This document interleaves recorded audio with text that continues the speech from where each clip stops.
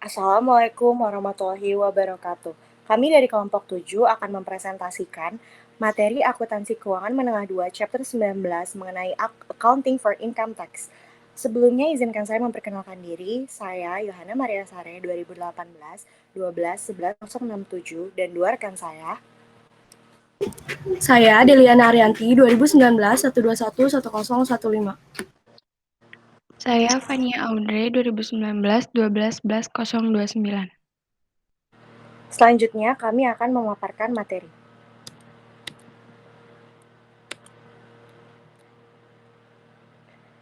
Di sini ada definisi mengenai pajak penghasilan. Pajak penghasilan di sini adalah pajak yang dihitung berdasarkan peraturan perpajakan dan pajak ini dikenakan atas penghasilan kena pajak perusahaan.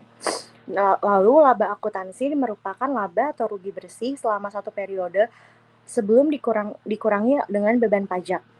Lalu penghasilan kena pajak atau laba fiskal atau taxable profit atau rugi pajak or tax loss adalah laba atau rugi selama satu periode yang dihitung berdasarkan dengan peraturan perpajakan dan yang menjadi dasar perhitungan pajak penghasilan tersebut. Lalu di sini selanjutnya ada beban pajak atau tax expense atau penghasilan pajak tax income. Ini merupakan jumlah agregat pajak kini atau current tax dan pajak tangguhan yang diperhitungkan dalam penghitungan laba atau rugi pada satu periode. Lalu, current tax ini merupakan jumlah pajak penghasilan terutang atau payable atas penghasilan kena pajak pada satu periode. Lalu, kewajiban pajak tangguhan di sini atau deferred tax liabilities adalah jumlah pajak penghasilan terutang atau payable untuk periode mendatang sebagai akibat adanya perbedaan temporer kena pajak. Lalu, yang terakhir, aktiva pajak tangguh atau deferred tax assets merupakan jumlah pajak penghasilan yang terpulihkan pada periode mendatang sebagai akibat adanya dari perbedaan temporer yang boleh dikurangkan dan sisa kompensasi kerugian. Lalu selanjutnya kita akan membahas mengenai perbedaan pajak dan akuntansi. Di sini terdapat beberapa perbedaan yang klasifikasikan menjadi dua. Yang pertama ini ada perbedaan permanen. Perbedaan permanen ini merupakan perbedaan secara substantif sehingga perbedaan ini selamanya akan selalu muncul. Contohnya itu ada sumbangan, lalu pemberian natura kepada karyawan, beban yang tidak terkait dengan kegiatan memperoleh, menagih, dan juga memelihara pendapatan. Lalu yang terakhir ini juga ada penghasilan yang telah dikenakan pajak final dan sebagainya. Selanjutnya ini akan dijelaskan oleh rekan saya, Fania. Selanjutnya, perbedaan temporer atau temporary difference adalah perbedaan antara jumlah tercatat aktiva atau kewajiban dengan DPP-nya. Perbedaan temporer kena pajak atau taxable temporary difference adalah perbedaan temporer yang menimbulkan suatu jumlah kena pajak atau taxable amount dalam perhitungan laba fiskal periode mendatang. Lalu perbedaan temporer yang boleh dikurangkan atau deductible temporary difference adalah perbedaan temporer yang menimbulkan suatu jumlah yang boleh dikurangkan dalam perhitungan laba fiskal periode mendatang.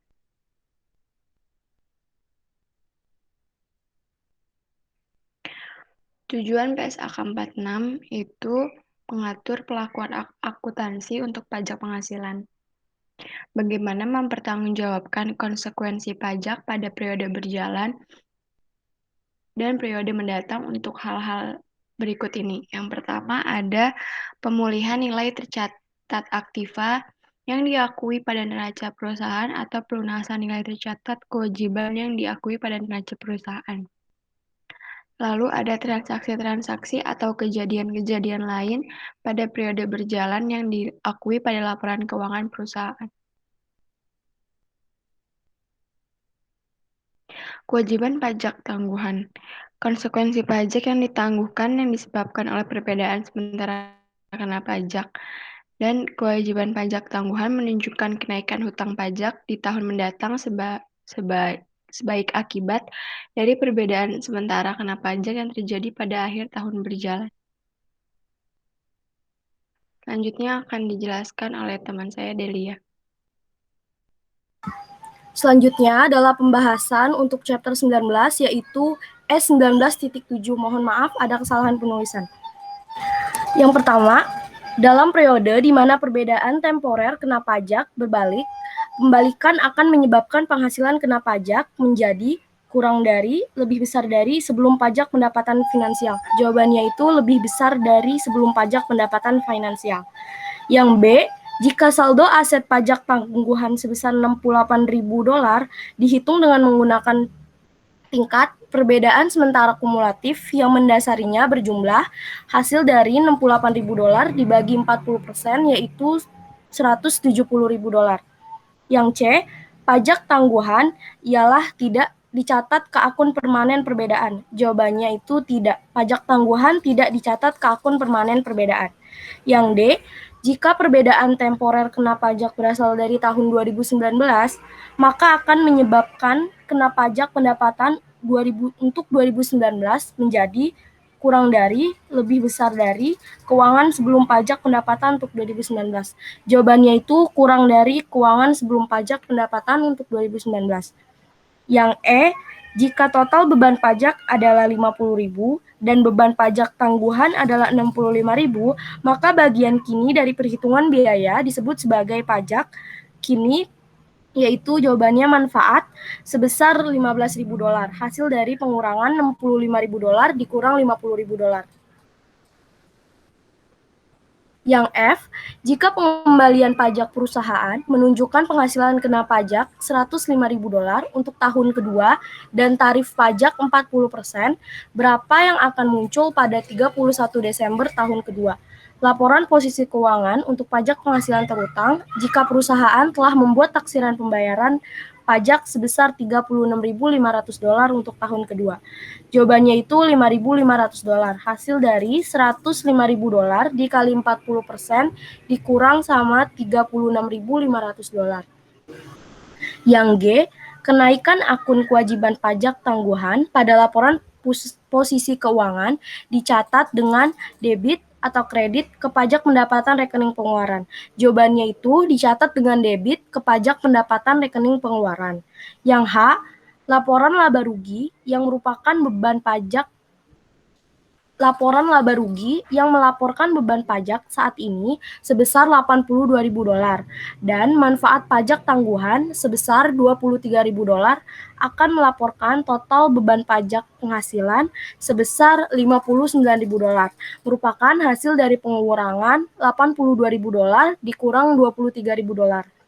Yang I, pengurangan aset pajak tangguhan diperlukan setiap kali dinilai lebih mungkin daripada tidak bahwa sebagian dari aset pajak tangguhan tidak akan menyadari. Yang J, jika pengembalian pajak menunjukkan total pajak yang harus dibayar untuk periode $75.000, tetapi laporan laba rugi menunjukkan total beban pajak penghasilan sebesar $55.000, itu perbedaan sebesar $20.000 disebut sebagai pajak tangguhan biaya atau manfaat. Jawabannya adalah pajak tangguhan manfaat. Selanjutnya adalah E19.15. Aset pajak tangguhan ansubsikan informasinya sama seperti di E19.14 untuk Callaway SA. Yang A, catat beban pajak pendapatan tangguhan, dan pajak pendapatan dibayarkan untuk tahun 2019 dengan asumsi bahwa kemungkinan besar €20.000 dari ditangguhkan aset pajak akan direalisasikan secara penuh. Jawabannya itu income tax expense $290.000, deferred tax asetnya $50.000, dan income tax payable-nya $340.000.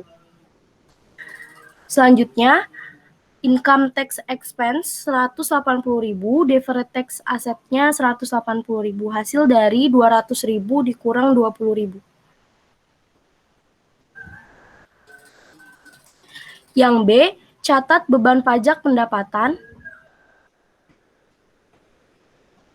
Catat beban pajak pendapatan pajak pendapatan tangguhan, dan pajak pendapatan terutang untuk tahun 2019. Dengan asumsi kemungkinan besar tidak ada pajak tangguhan aset akan terwujud. Jawabannya itu income tax expense sebesar 290.000, deferred tax asset sebesar 50.000, dan income tax payable sebesar 340.000. Selanjutnya ada income tax expense sebesar 200.000 dan deferred tax asset sebesar 200.000. Sekian dari kelompok 7, kurang lebihnya mohon maaf. Wassalamualaikum warahmatullahi wabarakatuh.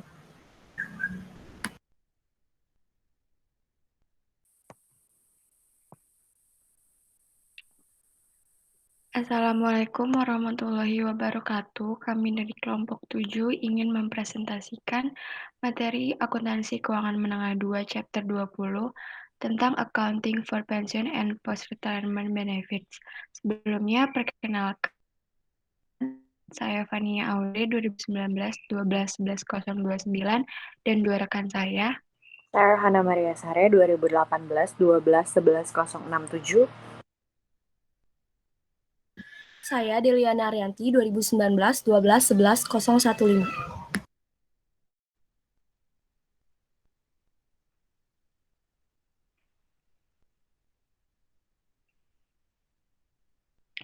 Pertama ada pensiun. Pensiun merupakan suatu manfaat atau pembayaran dari pemberi kerja kepada pekerjanya yang sudah pensiun sebagai imbalan dari apa yang telah mereka lakukan selama bekerja.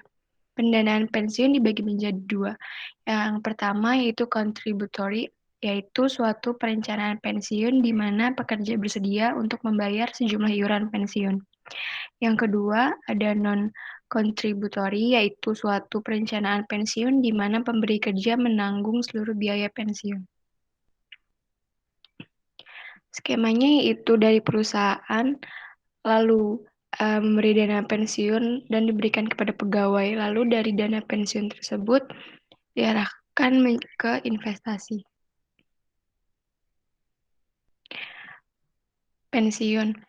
Akuntansi pensiun itu terdapat dua, yaitu ada akuntansi pensiun perusahaan dan dana pensiun.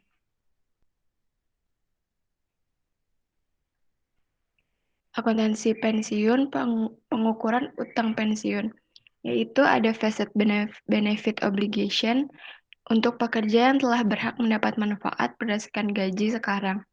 Lalu yang kedua ada accumulated benefit obligation untuk pekerja yang berhak mendapat manfaat dan yang belum berdasarkan gaji sekarang.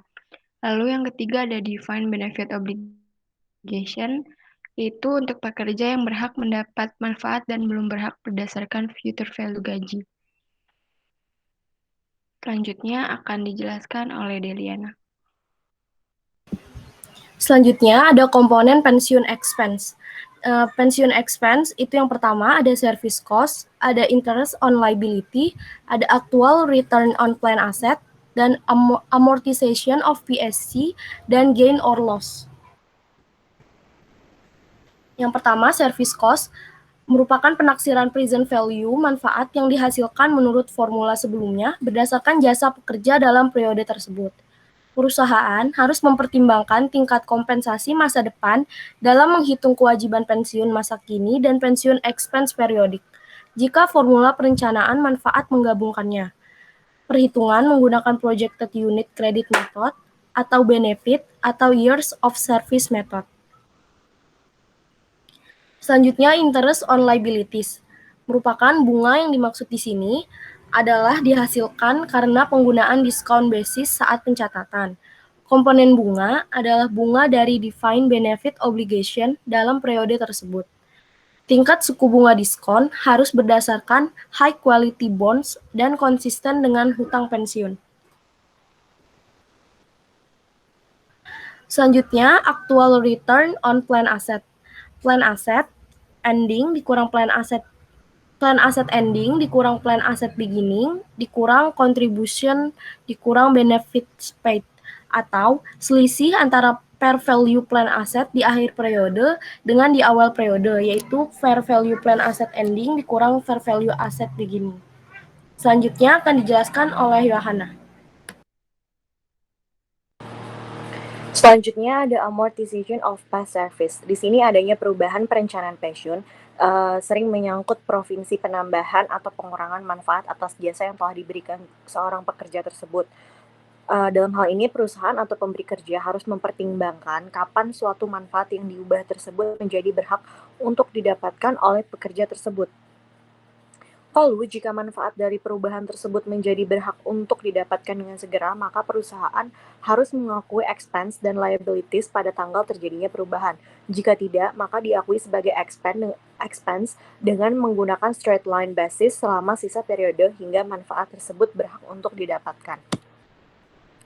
Lalu di sini ada gain or loss. Di sini gain or loss ini dapat terjadi karena adanya perubahan dari fair value plan asset atau perubahan taksiran, asumsi atau perkiraan yang menyebabkan jumlah dari defined benefit obligation berubah sehingga mempengaruhi jumlah pension liability. Lalu account asset gain or loss dan liability gain or loss dikumpulkan dalam account unrecognized net gain or loss. Dengan begitu, maka fluktuasi pension expense dapat dikurangi karena account asset gain or loss atau liability gain or loss akan saking melakukan offsetting. Lalu kemudian di sini kita akan membahas mengenai pelaporannya. Di sini perusahaan melaporkan account pension asset or liabilities dalam statement of financial position di akhir periode. Jika account tersebut memiliki saldo akhir di debit, maka dilaporkan sebagai pension asset. Dan jika saldo berada di kredit, dilaporkan sebagai pension liabilities. Pengklasifikasian non-current atau current mengikuti peraturan dari IFRS. Lalu di dalam income statement ini, perusahaan juga harus melaporkan pension expense periode tersebut jika terdapat gain or loss yang masuk dalam other comprehensive income harus dilaporkan dalam statement of comprehensive income. Lalu hal-hal yang perlu diperhatikan dalam CALK antara lain ini itu ada deskripsi atas perencanaan pension tersebut dan peraturan akuntansi dalam mengakui penaksiran gain or loss. Yang kedua ada tabel yang menunjukkan komponen utama pension expense, lalu rekonsiliasi yang menunjukkan bagaimana perubahan defined benefit obligation dan fair value dari plan aset selama satu periode penuh. Lalu status pembiayaan dari perencanaan pension, selisih antara defined benefit obligation dan fair value dari plan aset, dan jumlah yang diakui serta tidak diakui dalam laporan.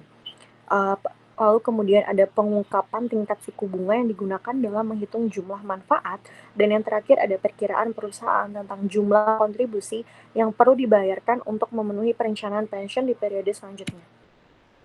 Sekian dari kelompok kami, kurang lebihnya mohon maaf. Wassalamualaikum warahmatullahi wabarakatuh.